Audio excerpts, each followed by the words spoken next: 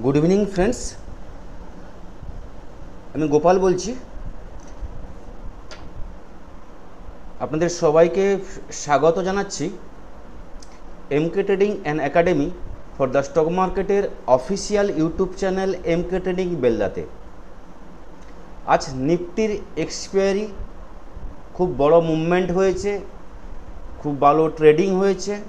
Zero hero, gamma blast সমস্ত কিছুই আমরা মার্কেটে দেখতে পেয়েছি।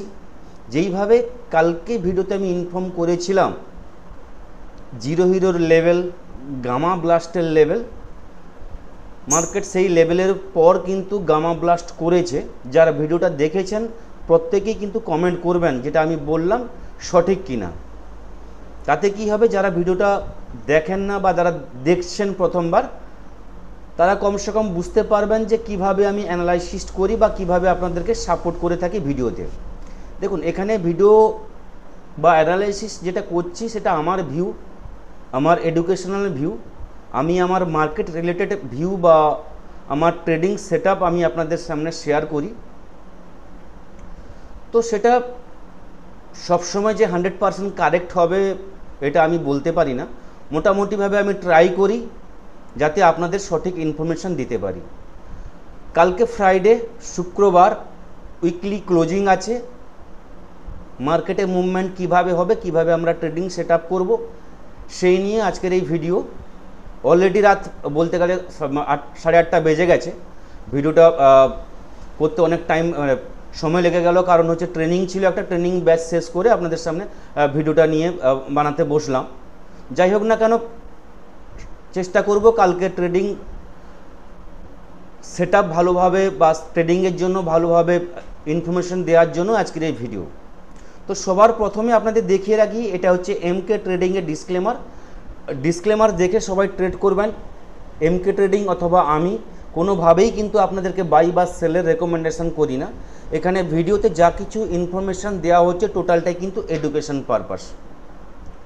এবার যদি নিফটির, ব্যাঙ্ক নিফটির ভিউতে আসি, আজকে দুর্দান্ত মার্কেট গেছে। মার্কেটে আমি যে লেভেল বলেছিলাম যে আজকে নিফটি 25,230 অথবা 25,250 উপরে নিফটি গেলে কিন্তু গামা ব্লাস্ট করবে, এবং নিফটির যে রেঞ্জ বলেছিলাম 25,250 উপরে গেলে কিন্তু সেখান থেকে কিন্তু সেলিং আসবে, এবং 25,050 এবং 25,000 লেভেল ব্রেক করলে মার্কেটে কিন্তু ফল আসবে, গামা ব্লাস্ট অথবা জিরো হিরো ট্রেড হবে, এটা আপনাদের বলেছিলাম। আজকে মার্কেটে যদি আমরা একটা শর্ট টাইম ফ্রেমে দেখি, আমরা 5 মিনিট টাইম ফ্রেমে দেখি, তাহলে জিনিসটা আরও ক্লিয়ার হয়ে যাবে। মার্কেট প্রথম একটা ভালো জায়গায় ওপেন করেছিল। আজকে মার্কেট পজিটিভ ওপেন হয়েছিল, এবং পজিটিভের ওপেনিংয়ের পর মার্কেট 10-15 মিনিট ধরে একটা পজিটিভ মুভমেন্টও করেছিল। তারপর থেকে মার্কেট কন্টিনিউ 9:30-35 পর থেকে মার্কেটের ডাউনফল শুরু হয়, এবং ডাউনফলটা কিন্তু 25,000 উপরে পর্যন্ত কিন্তু বলতে গেলে প্রায় 12টা-12:30 পর্যন্ত মার্কেটে সে যে জায়গাটা কিন্তু স্টেবল করে রেখেছিল। 25,000 লেভেলটা কিন্তু ব্রেক করছিল না। 25,000 একটা সেন্টিমেন্ট জায়গা ছিল, একটা বড় সাপোর্ট জোন ছিল। যেই লেভেলটা ব্রেক করলে কিন্তু বড় ফল আসবে। বারবার কিন্তু আমি আমার লার্নিং গ্রুপে এবং টেলিগ্রাম চ্যানেলে কিন্তু বারবার ইনফর্ম করেছিলাম যে 25,000 নিচে যদি আসে মার্কেট, সেখান থেকে কিন্তু ডাউনফল আসবে, এবং 25,060 উপরে গেলে কিন্তু বাইং আসবে। এই লেভেলটা কিন্তু আমি ইনফর্ম করেছিলাম টেলিগ্রামে এবং আমার লার্নিং গ্রুপে। তো 25,000 ব্রেক করার পর আমরা দেখতে পেয়েছি প্রচণ্ড পরিমাণে বা হিউজ পরিমাণে সেলিং আসে, যেখানে 25,000 লেভেলটাকে উইথিন বলতে গেলে 10 থেকে 15 মিনিটের মধ্যে একটা বড় ফল দেখতে পাই, যেখানে 25,850 লেভেলটা কিন্তু আমরা দেখতে পেয়েছিলাম আজকের ডেটে, এবং 25,850 থেকে মার্কেট বা 25,825-এর কাছ থেকে নিফটি কিছুটা আবার মার্কেটটা কিছু ধরার চেষ্টা করে, সেখান থেকে কোনোরকমভাবে 25,888-র কাছাকাছি ক্লোজিং দেয়। আজকের ডেটে ক্লোজিং 253 পয়েন্ট নেগেটিভে নিফটি ক্লোজিং দিয়েছে, এবং ব্যাঙ্ক নিফটি 377 পয়েন্ট নেগেটিভে ক্লোজিং দিয়েছে। 25,000-এর নিচে ক্লোজিং নিফটির পক্ষে খুব খারাপ, কেননা একটা বড় লেভেল, বড় সাপোর্ট ছিল, সেই লেভেলের নিচে মার্কেট ট্রেড করেছে এবং তার নিচে ক্লোজিং দিয়েছে। এটা একটা খারাপ নিউজ নিফটির ক্ষেত্রে, কেননা 25,000-এর লেভেলটাকে ব্রেক করতে আপ ট্রেন্ডে নিফটির অনেক দিন টাইম লেগেছিল। এর আগে আমি বলেছিলাম কমসে কম 20 দিন নিফটি 24,400 থেকে 24,850 এই লেভেলের বা 25,000 লেভেলের মধ্যে নিফটি ট্রেড করেছিল। নিফটি 24,50, 24,450, 24,500 গেলে 24,700, 750 চলে আসে। 25,000 গেলে আবার দিনের শেষে 24,750, 800 চলে আসে। এই লেভেলটা, এই জোনটা কিন্তু ব্রেক করতে পারছিল না, কিন্তু এই লেভেলটা আমরা ব্রেক দেখতে পেয়েছিলাম, যেটা হচ্ছে 9 তারিখ এই লেভেলটা ব্রেক করেছিল এবং 9, তারপর হচ্ছে 10 তারিখ, 11 তারিখ, আজকের ডেটেও 25,000-এর উপরে ছিল। 25,200, 250 কালকে আমরা দেখতে পেয়েছি, 230-এর কাছাকাছি কালকে আমরা দেখতে পেয়েছিলাম এবং কালকেও যেখানে ক্লোজিং ছিল ভালো জায়গায় ক্লোজিং ছিল। ভিডিও বেশি লম্বা করব না, কারণ অনেক রাত হয়ে গেছে। আপনাদের ভিডিওটা যাতে কালকে ট্রেডিংয়ের জন্য খুব ভালো হয় সেই জন্যই আজকের এই ভিডিও। তো কালকে নিফটি আমরা যদি ট্রেডিং সেটআপ তৈরি করি তাহলে বলবো নিফটি যতক্ষণ না 24,800-র নিচে ক্লোজিং হচ্ছে পরপর দুদিন নিফটি কিন্তু এখান থেকে বড় ফল আসবে না, যেটা আমি আগের ভিডিওতেও বলেছি।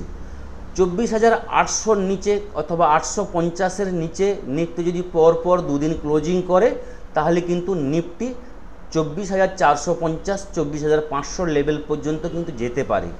যতক্ষণ না 24,800, 850-এর নিচে ক্লোজিং দিচ্ছে পরপর দুদিন, ডিপ অন বাই ভিউতে আপনারা থাকতে পারেন। এখান থেকে ডিপ অন বাইতে আমরা ট্রেড করতে পারি। এখান থেকে 25,000-এর লেভেল কিন্তু আমরা আবার দেখতে পারি কিছুদিনের মধ্যে।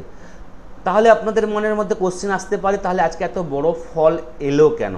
মার্কেট একটা লেভেল ধরে রেখেছিল প্রায় 12টা, 12:30 পর্যন্ত 25,000-এর উপরে ছিল, হঠাৎ কি হলো যেখানে নিফটি 25,000-এর লেভেলটা ব্রেক করে গেল? তো এর কারণ হচ্ছে, দেখুন কারণ অনেক কিছুই থাকতে পারে। তো গ্লোবালি কিছু কারণ থাকে, যেটা মার্কেটে নিউজ বেস মার্কেট থাকে, প্রত্যেকেই জানেন। নিউজ কিছু খারাপ চলে এলে মার্কেটে তার এফেক্ট আমাদের ইন্ডিয়া মার্কেটে দেখতে পাই।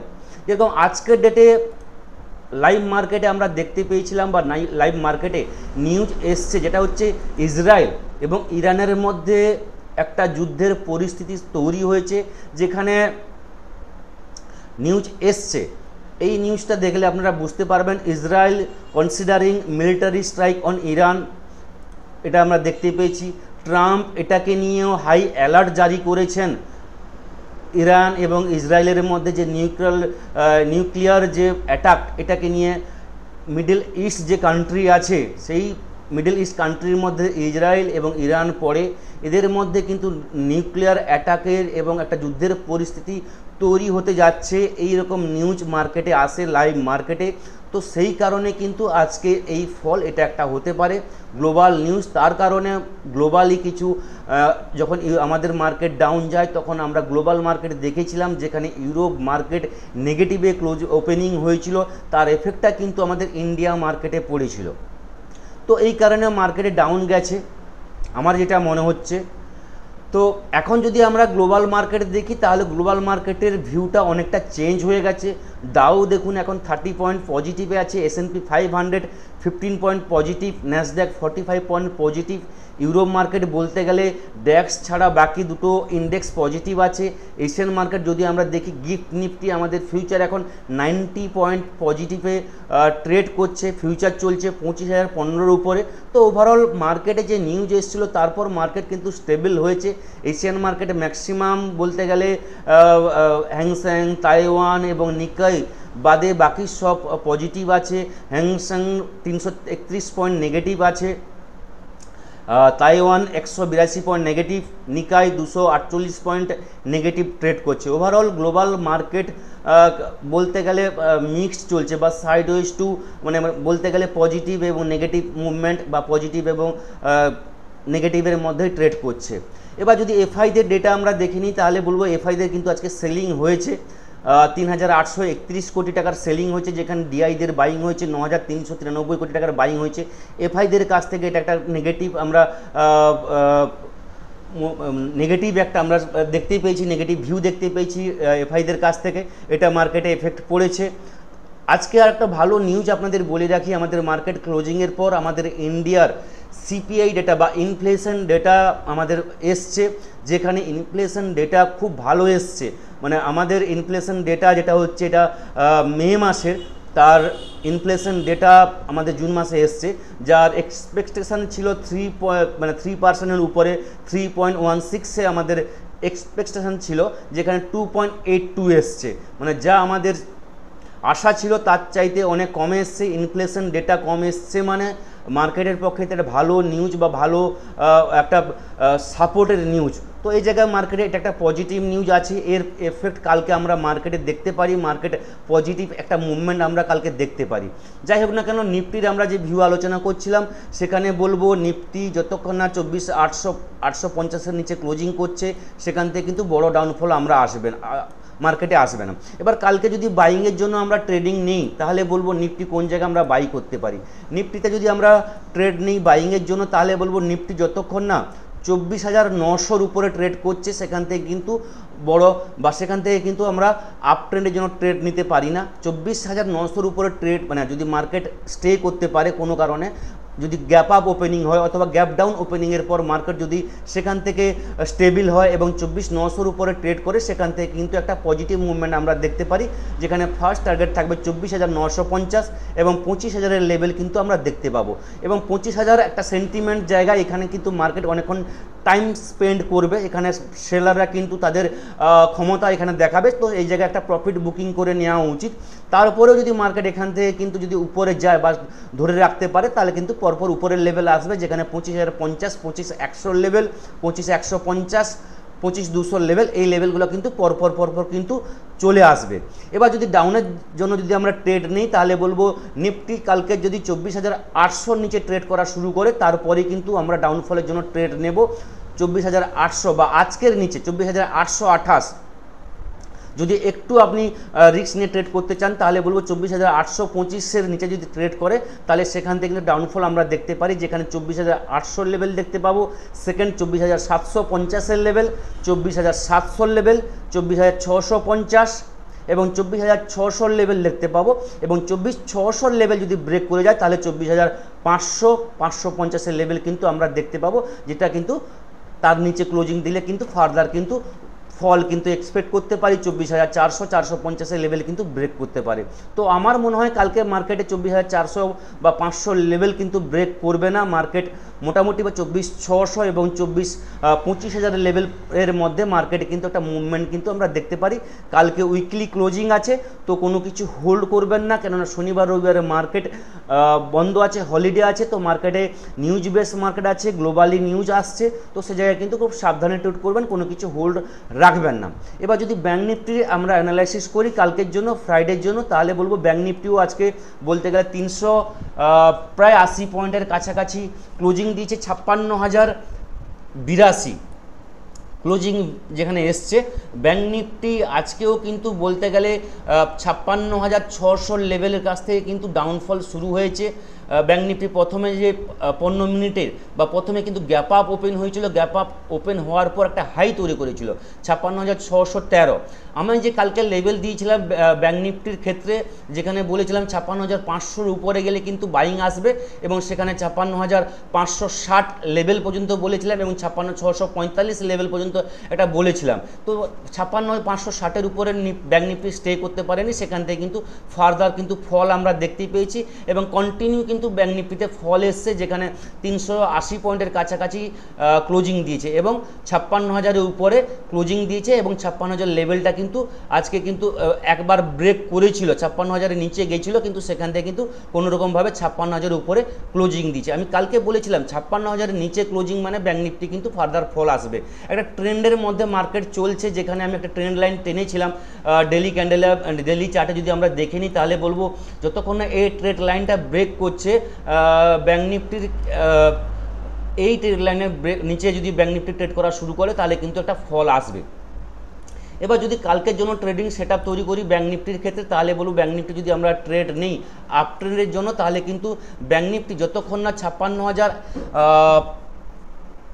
Just a minute, bank Nifty কালকের ডেটে যদি 56,200 লেভেল, 56,200-র উপরে যদি ট্রেড করা শুরু করে তাহলে কিন্তু ব্যাঙ্ক নিফটিতে একটা আপ ট্রেন্ডের জন্য আমরা ট্রেড নিতে পারি, যেখানে 56,320 লেভেল ফার্স্ট টার্গেট থাকবে বা 350 পর্যন্ত আপনি নিতে পারেন। তারপর কিন্তু 56,400, 56,500 এবং 56,650 লেভেল, এই লেভেল কিন্তু আমরা দেখতে পারি। 56,650 লেভেল যদি ব্রেক করে যায় বা আজকের যে হাই, সেই হাই যদি ব্রেক করে যায় তাহলে কিন্তু ফার্দার কিন্তু ব্যাঙ্ক নিফটি 57,000-এর দিকে কিন্তু পরপর র্যালি কিন্তু শুরু করবে। তো মোটামুটি আপনি আপনার রেজিস্ট্যান্স কিন্তু প্রপারলি মেনে কিন্তু ট্রেড করবেন। এবার যদি ডাউনের জন্য ট্রেড নিই তাহলে বলবো 56,000 আজকে যদি ব্রেক করে যায়, কালকে ডেটে যদি 56,000-এর নিচে ব্যাঙ্ক নিফটি ট্রেড করা শুরু করে, সেখান থেকে কিন্তু ডাউনফল কিন্তু আমরা দেখতে পাবো, যেখানে 55,900, 55,725, 55,500, 55,600 লেভেল এবং 55,450 এই লেভেল আমরা দেখতে পারি কালকের ডেটে। তো আমার মনে হয় না খুব বড় ডাউনফল কালকের ডেটে আসবে। মার্কেট কিন্তু আমার যেটা মনে হয় সাইডওয়েজ মার্কেট রেখে দিতে পারে, কারণ উইকলি এক্সপায়ারি আছে। হ্যাঁ, গ্লোবালি নিউজ খারাপ আছে। ক্রুড অয়েল কিন্তু আজকে ভালো ট্রেডিং করেছে ক্রুড অয়েল। কারণটা হচ্ছে ইরান এবং ইসরায়েলের যে নিউজ আমরা দেখতে পাচ্ছি, তার ফলে কিন্তু ক্রুড অয়েলের কিন্তু মার্কেট আমরা কিন্তু মুভমেন্ট দেখতে পেয়েছি। এবং ক্রুড অয়েলের যদি মুভমেন্ট হয় তাহলে কিন্তু আমাদের মার্কেটে কিন্তু খারাপ এফেক্ট পড়ে বা আমাদের মার্কেটে কিন্তু সেখান থেকে ডাউনফল আমরা কিন্তু দেখতে পাই। তো সে জায়গায় এই নিউজটা আপনাদের মাথায় রাখতে হবে কালকের ডেটে। তো কালকে ব্যাঙ্ক নিফটির যে রেঞ্জ থাকতে পারে, আমি যেটা বলতে পারি 55,500 এবং 56,500 এই লেভেলের মধ্যে ব্যাঙ্ক নিফটি কালকে ট্রেড করতে পারে। তো সাপোর্ট রেজিস্ট্যান্স দেখে কিন্তু ট্রেড করতে হবে। ওভারঅল কিন্তু সেক্টর ওয়াইজ আজকে কিন্তু মুভমেন্ট নেগেটিভ গেছে। ওভারঅল ম্যাক্সিমাম সেক্টর কিন্তু নেগেটিভ গেছে। যদি আমরা সেক্টর ওয়াইজ দেখে নিই, একবার চোখ বুলিয়ে নিই, তাহলে আরও জিনিসটা ক্লিয়ার হয়ে যাবে। যদি আমরা সেক্টর ওয়াইজ দেখে নিই তাহলে নিফটি মিড ক্যাপ আজকে প্রায় 201 পয়েন্ট নেগেটিভ, বলতে গেলে 1.5% negative. Small cap 174 point negative, প্রায় 2%-এর কাছাকাছি নেগেটিভ। অটো সেক্টর প্রায় 400 পয়েন্টের কাছাকাছি নেগেটিভ, যে বলতে গেলে 1.65% negative. Private bank negative, FMCG sector negative, energy sector negative, infra sector negative, IT sector negative, media sector negative. Overall sector wise যদি আমরা দেখে নিই, সমস্ত সেক্টরে কিন্তু নেগেটিভ মুভমেন্ট আমরা দেখতে পেয়েছি। স্টক ওয়াইজ যদি আমরা দেখি, ম্যাক্সিমাম স্টক আজকে মানে নেগেটিভে, মানে ডাউনে ট্রেড করেছে সেকেন্ড হাফের পর।